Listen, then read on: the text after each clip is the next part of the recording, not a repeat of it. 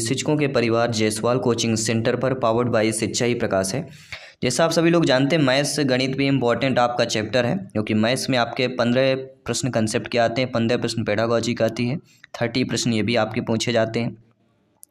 तो ये मैथ्स के इंपॉर्टेंट सेशंस की बात करेंगे। बाकी सभी प्रैक्टिस सेट चल रहे हैं, जिसका आई बटन भी प्लेलिस्ट आप सभी को मिल जाएगा। ऑल सब्जेक्ट के प्रैक्टिस सेट चल रहे हैं, क्योंकि यहाँ पे दोस्तों क्वालिफाइड करना 101% सरोपर ही है। 90 प्लस को सभी का आना यहाँ पे कंपलसरी है। तो ये मैथ्स प्रैक्टिस सेट में हम वो बताएंगे जो आपके क्वेश्चंस पूछे जाते हैं, प्रीवियस ईयर के कुछ क्वेश्चन करेंगे, और जो आपको क्या चीज़ें आपको पढ़ना चाहिए जहाँ से एग्जाम में क्वेश्चन आए। तो ध्यानपूर्वक समझिएगा, वीडियो को अंत तक, क्लास को, इस लेक्चर को अंत तक अटेंड कीजिएगा। चलिए शुरुआत करते हैं, पहले प्रश्न की तरफ चलेंगे, जो पिछली बार पूछा गया था कि 1 घंटे 15 मिनट से 45 मिनट का अनुपात कितना होगा। 3:5, 5:3, 7:5 या 4:3। जिनसे भी क्वेश्चन बनता हो वीडियो पॉज कीजिए, रब पेन में सॉल्व कीजिए और हमें कमेंट के माध्यम से बताइए। तो 1 घंटे 15 मिनट, तो इसको हम क्या लिख सकते हैं? 1 घंटे 15 मिनट को 1.45 लिख सकते हैं। या सबसे बड़ा सिंपल सी बात है, 1 घंटे में 60 मिनट होते हैं, 15 मिनट इसमें और जोड़ लीजिए, टोटल हो जाएंगे 75 मिनट। तो 75 अनुपाते कर लीजिए 45, ये मिनट का हो जाएगा। अब इसको आपको डिवाइडेशन कर लेना है और कुछ नहीं करना। क्या कर लेंगे? डिवाइडेशन। और डिवाइडेशन के तो 15 पना 75, 15 दिया 45, 5:3 आना चाहिए, 15 से कट जाएगा, तो 5:3 यानी बी ऑप्शन। तो 1 घंटे 15 मिनट से 45 मिनट का अनुपात 5:3 हो जाएगा। तो घंटे मिनट में दिया रहे तो दूसरा जो हो तो मिनट में, दोनों का, दोनों चीज़ें जो बराबर में कर लीजिए, या घंटे घंटे में करिए या मिनट मिनट में। ठीक है, तो आसानी से आप लोग सॉल्व कर पाएंगे। इसके बाद दूसरा प्रश्न यहाँ पे क्या पूछा जा रहा है? दूसरा प्रश्न पूछा गया है कि 999 और 3000 के बीच 4 अंकों वाली कितनी संख्या है? 4 अंक और 3 अंक, 2 प्रश्न आपके एग्जाम में पूछे जाते हैं, कोई भी संख्या आ सकती है। ठीक है, तो इनमें से दोनों के बीच 4 अंकों वाली संख्या हम कैसे निकालेंगे? इसके लिए फार्मूला होता है, कुछ 2 लाइन का उत्तर है। फार्मूला क्या होता है? संख्याएं बराबर लिखना है, संख्याएं बराबर 3000 माइनस 3 अंकों वाली संख्याएं। क्या लिखना है यहाँ पे? 3 अंकों वाली संख्याएं माइनस 1 कर देना। ठीक है, तो यहाँ पे हमारा क्या आ जाएगा? 3000 माइनस 999 और -1 कर देंगे। 3 अंकों वाली संख्या हमारी 999 हो जाएगी और -1 कर देंगे। भाई इसके दोनों के बीच हमें निकालना है ना, तो 3000 माइनस 999 -1 कर देंगे। तुम्हारी वैल्यू कितनी है? अब 3000 999 माइनस करेंगे, कितना आ जाएगा? सभी लोग माइनस करिए। 3000 में 999 आपको माइनस करना है, तो हमारा आएगा 2001, और 2001 में क्या करना है? -1 कर देना है, तो हमारी वैल्यू आ जाएगी 2000। जब 2000 वैल्यू हमारी आ जाएगी, तो यहाँ पे जो सेकंड ऑप्शन दिया गया है वह आप लोगों का सही हो जाएगा। सभी लोग समझ गए अच्छे तरीके से? नहीं समझ रखे हैं तो ये पूरा है, टाइप किया हुआ है, समझिए, स्क्रीनशॉट लीजिए कुछ भी। इसके लिए संख्याएं वाला, संख्याओं का फार्मूला क्या होता है? जब 2 संख्याएं दी गई हों, उनके बीच का अंतर निकालना हो, तो जब 3 संख्याओं, अगर 4 अंकी वाली संख्याएं हैं और 3000, तो -3 अंकों वाली संख्या जो उसको लिख देना है और -1 में घटा देना है, जो आपकी वैल्यू होगी वह आपके आंसर आ जाएगा। आइए बात करते हैं साथियों अगले प्रश्न की। सभी कमेंट कीजिएगा मेरे प्यारे प्यारे भाइयों के, प्यारी प्यारी बहनें, गृहिणी, जिनका सपना है अध्यापक अध्यापिका बनना, शिक्षक बनना, जायसवाल सर आप सभी का अभिनंदन, स्वागत करते हैं। सभी मित्रों को जय हिंद, वंदे मातरम। साथियों सभी लोग ध्यानपूर्वक समझिएगा, और अंत में हम बताएंगे कहाँ से आपको पढ़ना है, किस बुक से आपको प्रिपरेशन करना है। तो वीडियो के अंत तक बने रहें, हर क्वेश्चन को अटेंड करें, हर एक क्वेश्चन आपका इंपॉर्टेंट है। यहाँ पे यदि किसी संख्या का 3/4 27 हो, तो इसका 7 भाग लगभग कितना होगा? 7वां भाग लगभग पूछा गया। किसी संख्या के 3/4 अगर 27 हो, 3/4 अगर 27 हो तो इसका 7वां भाग लगभग बताना है। सभी लोग बताइए कितना हो जाएगा? तो चलिए ध्यानपूर्वक समझिएगा यहाँ पे। अब देखिए, किसी संख्या का 3/4, मतलब वही संख्या हम x मान लेते हैं, और इसका 3/4 किसके बराबर है? 27 के बराबर है। यानी कि 3x बराबर क्या हो जाएगा? 27 × 4, यानी कि 3x बराबर क्या आ जाएगा? 27 × 4/3, 3 और 27, 9 चौको 36। x की वैल्यू हमारी यहाँ पे क्या निकल के आ गई? 36 निकल के आ गई। ठीक है, गुणा भाग आपको फास्ट करना पड़ेगा। अब यहाँ पे कह रहा है इसका 7वां भाग, तो 36 का 7वां भाग क्या होगा? मतलब 36/7 कर देना है। मतलब 36 हमें किसका है? 7 का भाग देना है। 36 से लिखा हुआ है और 36 में हमें 7 का भाग देना है, तो 7 पना 35, लगभग 5 बार जाएगा। तो इसका 7वां भाग लगभग, क्योंकि लगभग दिया गया यहाँ पे, तो लगभग फर्स्ट ऑप्शन ही 5 हो जाएगा। ठीक है, तो फर्स्ट ऑप्शन जो दिया गया वह सही हो जाएगा। तो इस प्रकार के प्रश्नों को इस टाइप से हमें सॉल्व करना पड़ता है, हल करना पड़ता है। इसके बाद आइए हम बात करते हैं अगले प्रश्न की। 40, 48, 45 का एलसीएम। देखिए, एक प्रश्न आपका एलसीएम और एचसीएफ दो चैप्टर हैं, किसी भी टाइप से प्रश्न आएगा, 1 से 2 प्रश्न आएंगे। एक प्रश्न तो पक्का रखा हुआ है इस टॉपिक से। ठीक है, तो टॉपिक इंपॉर्टेंट है यहाँ पे। तो 40, 48, 45 का लासा क्या होगा, लगभग इसी प्रकार से प्रश्न आएगा, क्योंकि पिछले ईयर में इसी प्रकार का प्रश्न पूछा गया था। तो लासा के लिए आपको 40 का पहले निकाल लीजिए। ठीक है, 2 की पावर 3 इंटू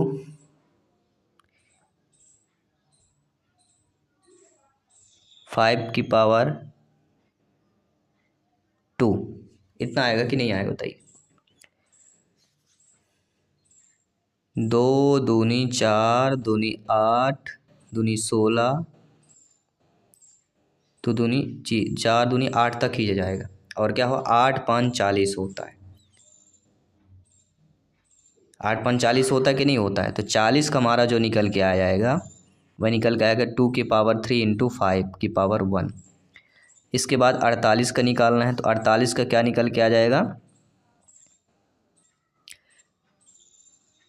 2 की पावर 4 कर लेंगे, 16 3 48, 3 की पावर 1। और 45 का निकाल लीजिए एलसीएम। 45 में 15 3 45 होता है, 3 तिकाई 9 अपना 45, यानी 3 की पावर 2 इंटू 5 की पावर 1, ये आपको आ जाएगा तीनों। अब लासा क्या है, जो तीनों में उपलब्ध होना चाहिए, यानी हम तीनों हमारा क्या उपलब्ध है, ये हमें ध्यान देना। ठीक है, यानी वो संख्या रिपीट नहीं होना चाहिए, मतलब समझ रहे, रिपीट ना होना चाहिए। जैसे अब यहाँ पे आपका दिया गया है, तो इसको हम अब अच्छे तरीके से अब निकाल लेंगे। अब तीनों में दिखाइए। और एक तरीका और होता है एलसीएम निकालने का, दूसरा तरीका बता देता हूँ जाके आप जल्दी कर सकें। 40, 48 और 45 इसको साथ में काटिए, ये सबसे ज़्यादा इजली होता है। जैसे 2 से काटेंगे इसको तो 20 आ जाएगा, और इसको काटेंगे कितना आ जाएगा सभी बताइए। 24 दूना 48 होता है, और 45 नहीं कटेगा तो इसको सेम लिख देना है। फिर 2 से काटिए आपका तो 10 आ जाएगा, 12 आ जाएगा और 45 आ जाएगा। फिर आपको 2 से काटना है, 5 आ जाएगा, 6 आएगा, 45 आएगा। फिर 2 से काटना है तो आपका कितना आ जाएगा, 5 आ जाएगा, 3 आ जाएगा, 45। ठीक है, तो यहाँ 2 की पावर 4 हो गया, तो 5 3 45।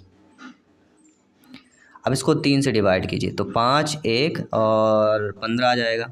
फिर 3 से डिवाइड करेंगे, 5 1 और 5, फिर 5 से कर लेना, ये आपका आ गया। ठीक है, तो यहाँ पे हमारी जो वैल्यू हमारी जो निकल के आती है एलसीएम, वो हमारा टोटल आपका 720 से आंसर सही हो जाएगा। ठीक है, गुणा भाग कर लीजिएगा, इतना आसान सभी लोगों को। और ठीक है, यानी 2 गुणे 3 तिकाई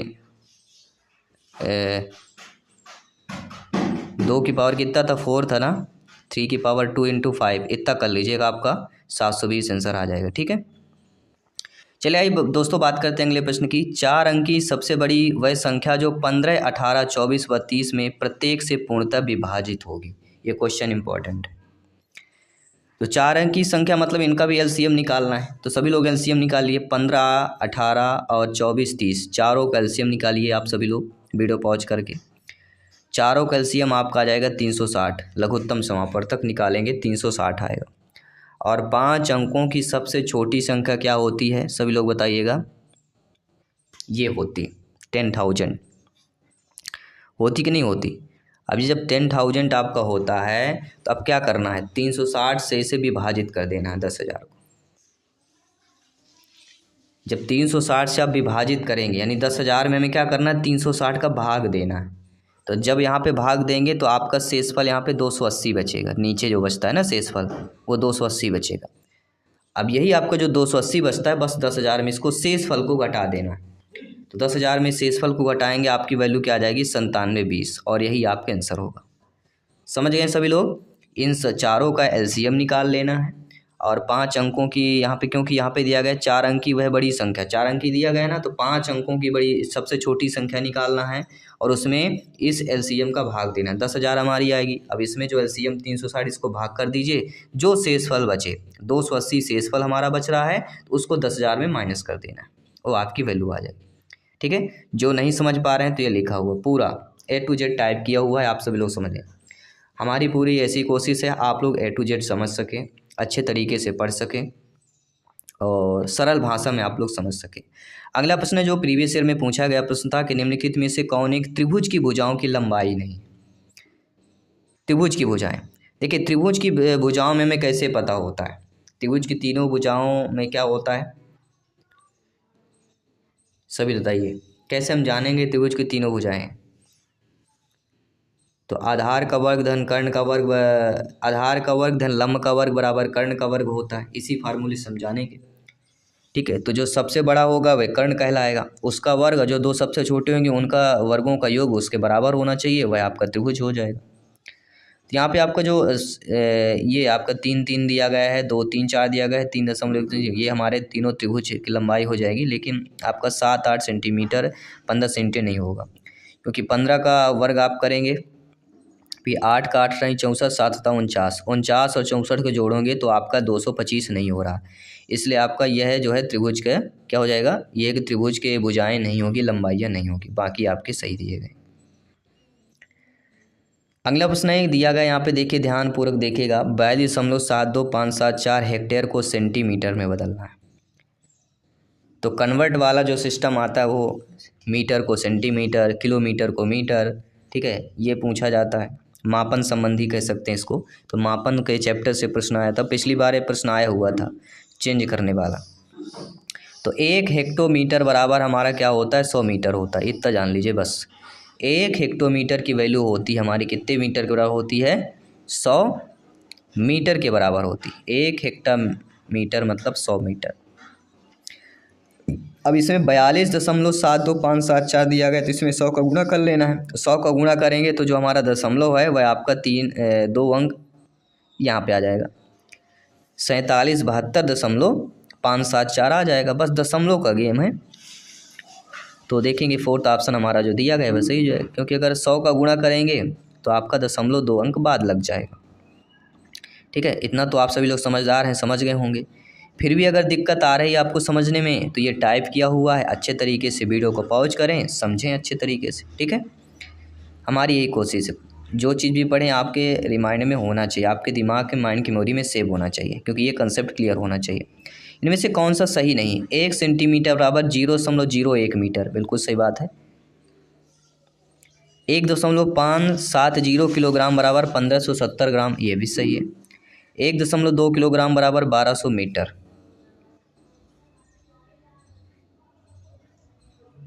अब देखिए यहाँ पे मीटर दे दिया गया है, और फिर कह रहा है 2 इंच बराबर 10 सेंटीमीटर, ये तो पूरी तरह गलत है। ये सही है, सभी लोग बताइए। बिल्कुल सही दिया गया है। देखिए मैं क्यों सही नहीं दिया गया, क्योंकि 1 इंच में वैल्यू हमारी कितनी होती है, ध्यान दीजिएगा, ध्यान, ये बहुत इंपॉर्टेंट हो। 1 इंच में 2.5 सेंटीमीटर का होता है, तो 2 इंच कितने होगा, 5 सेंटीमीटर का होना चाहिए, तो 10 सेंटीमीटर दिया गया। तो ये जान लीजिए 1 इंच कितने का होता है, 2.5 सेंटीमीटर का, 2.5 सेंटीमीटर का, इसलिए फोर्थ ऑप्शन सही नहीं दिया गया।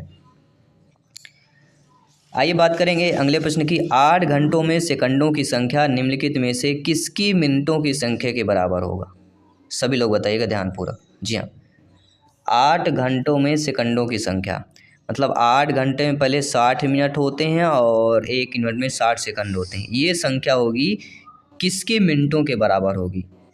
अब ये हमें करना पड़ेगा, ठीक है, इसका गुणा करना पड़ेगा। तो 6 6 36, 3600 गुणे 8 करिए, 0 0 अच्छे 48, 4 8 3 24, 4 28, तो 28,800 आ रहा है। अब यहाँ पे मैं ऑप्शन में देखना पड़ेगा कितने मिनटों की संख्या के बराबर होगी, तो यहाँ पे देखिए 20 दिन का, देखिए ट्राई करते हैं पहले। ठीक है, सभी लोग ध्यानपूर्वक समझिएगा, 20 दिन का पहले हम यहाँ पे ट्राई करेंगे और 20 दिन का पहले देखते हैं, क्योंकि हमें कुछ वैल्यू बड़ा लग रहा है और संख्या बड़ी है तो चूंकि बड़ा वैल्यू भी आ जाएगा। ठीक है, तो गुणा भाग आपको अच्छे से करना है ताकि कोई दिक्कत ना आनी चाहिए। तो 28,800 ही आ गया। अब हमें क्या करना है, अब 20 दिन का निकाल के देखना है।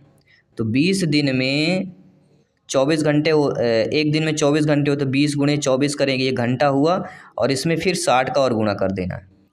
20 में 24 दिन का एक दिन होता है, 24 घंटे का एक दिन होता है, और एक घंटे में 60 मिनट होते हैं। इतना आपको गुणा करना है। जब ये तीनों को गुणा करेंगे तो आपकी वैल्यू कितनी जाएगी, 28,800 ही आएगी। तो 20 दिन के संख्या के बराबर होगी। ठीक है, सभी लोग समझ गए। अब आइए बात करेंगे अगले प्रश्न की। अगला प्रश्न कह रहा है कि अर्धव्यास वाले एक गोले की ऊंचाई कितनी होगी। 2r r1 स्क्वायर 4r या r हो जाएगी। तो अर्धव्यास वाले एक गोले की ऊंचाई कितनी होती है, अर्धव्यास वाले एक गोले की ऊंचाई r ही होती है। अर्धव्यास वाला रखना, तो जितनी त्रिज्या होगी उसकी उतनी ऊंचाई ही होगी, क्योंकि कैसा है, अर्धव्यास वाला एक गोला कोई है। ठीक है, तो ये चीज़ आपको ध्यान देना अच्छे तरीके से। अगला प्रश्न आइए देख लेते हैं कि 3 संख्याओं का औसत 7 है, पहली 2 संख्याओं का औसत 4 है, तीसरी संख्या का औसत बताइए। अब देखिए 3 संख्याओं का औसत 7 है, मतलब 7 गुणे 3 कर देंगे, 7 त्रिक 21 आ गया। 2 संख्याओं का औसत 4 है, तो 2 संख्याओं का औसत 4 है, मतलब 2 गुणे 4 8, तीसरी संख्या होगी। अब 21 में से 8 को माइनस कर दीजिए, क्योंकि 3 का 21 है, 2 का 8 आ रहा है, तो जो दोनों का अंतर आएगा वह तीसरी संख्या हमारी निकल आएगी। तो 21 माइनस 8 कर देना है, तो 13 हमारी क्या होगी, तीसरी संख्या हो जाएगी। ठीक है, बहुत ही सिंपल सा प्रश्न था, आप सभी लोग समझ गए होंगे। इसके बाद हम बात करते हैं आपके अगले प्रश्न की। 2 व्यक्तियों की आयु के बीच के अंतर 10 वर्ष है। 15 वर्ष पहले बड़े वाले की आयु छोटे वाले आयु से दोगुनी थी, छोटे की वर्तमान आयु बताइए। और आपको पता होगा आयु वाला पिछली बार प्रश्न जो है आया था, और आप जानते हैं कि आयु वाले प्रश्न जो है एग्जाम में पूछे जाते हैं। तो इन चीज़ों को आपको समझना है कि किस प्रकार के प्रश्नों को हमें सॉल्व करना है। तो यहाँ पे देखिए 2 व्यक्तियों के आयु के बीच का अंतर 10 वर्ष है। ये एसएससी जीडी के वाला प्रश्न आया हुआ था, पिछली ईयर में आया हुआ था। और एसएससी जीडी और लगभग जो आपके एमपी पुलिस कांस्टेबल में पेपर होते हैं, जो आपके और जीडी लेवल के प्रश्न होते हैं, उनसे जो है मैथ्स के क्वेश्चन, टफ क्वेश्चन उठाए गए हैं। तो इसलिए पिछली बार मैथ्स के क्वेश्चन थोड़ा टफ आया हुआ था, लेकिन इस बार आपको टफ नहीं लगेगा। ठीक है, तो यहाँ पे क्या करना है, 2 व्यक्तियों के आयु के बीच अंतर 10 है, तो छोटे व्यक्ति का वर्तमान आयु क्या होगा, x माइनस 10 वर्ष मान लेना है। ठीक है, 15 वर्ष पहले बड़े वाले की आयु छोटे वाले आयु से दोगुनी थी, यानी 15 वर्ष पहले, तो x माइनस 15 होगा। छोटे व्यक्ति की आयु क्या थी, बड़े वाले आयु के छोटे आयु से दोगुनी थी। तो यहाँ पे हमारा क्या हो जाएगा, x माइनस 10 माइनस 15 बराबर x माइनस 25। भाई x माइनस 10 माइनस 15 करेंगे तो इसकी वैल्यू कितनी आ जाएगी हमारी, x माइनस 10 माइनस 15 करेंगे तो x माइनस 25 वैल्यू आ जाएगी।